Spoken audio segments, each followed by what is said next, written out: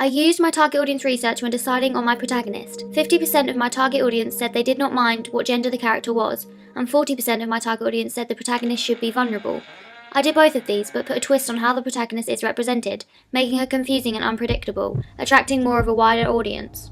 In my target audience research, I asked the question, what do you think the opening sequence of a horror film should be like? 30% of people I asked said introducing characters, 30% said focusing on the storyline, and 38% said focusing on the location. This was important to me because my opening sequence was based on mostly the location. The quote and whispering at the beginning is to set the scene and attract the audience's focus straight away, as the whispering will make them focus on what's being said, and this starts off my opening sequence, so the audience will be fixated straight away. The main protagonist, Emily, is first to be seen, and her oversized costume and long dark hair would attract attention from the target audience, as she is already looking creepy and abnormal, raising enigma codes on who she is and what she is doing at Ruffham Hall. The action of Emily walking around Ruffham Hall is so that the audience can identify that Emily is being followed by someone. When the camera focuses on Sam, the audience will be able to relate to it, as their eyes will be focusing and adjusting on Sam as well. When the target audience sees Sam, they will relate to his demographics because of his costume and attitude, making the target audience with the same demographics feel as though they could be Sam. When the jump scare happens, the audience is seeing the action as though they are Sam, so the jump scare has more of an impact, making the audience feel as though they are a part of the opening sequence,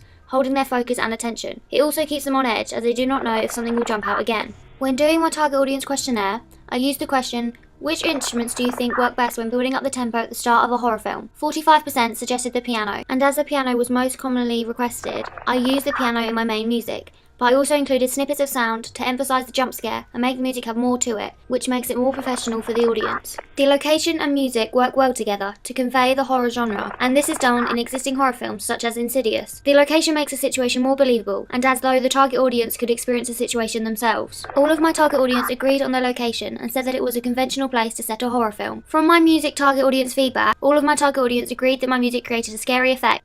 The building's dark windows and worn-out bricks are a typical convention of a horror film. This makes the audience feel uncomfortable as they do not know what is lurking in the shadows. The audience then learn more about the character Emily throughout the opening sequence. This will attract the audience as Emily is the main focus and her movements are so unusual that the audience will feel intrigued to see why she behaves that way, and it will leave them wanting to find out more. The shakiness of the titles is also to make the audience uneasy, as though nothing is clear and not as it seems. My choice of having interspersed titles on blank screens was chosen by my target audience, as 50% of them said they preferred blank screen titles.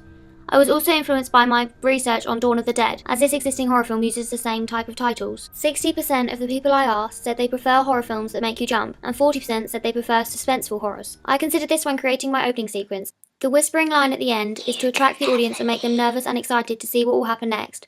I did this to raise enigma codes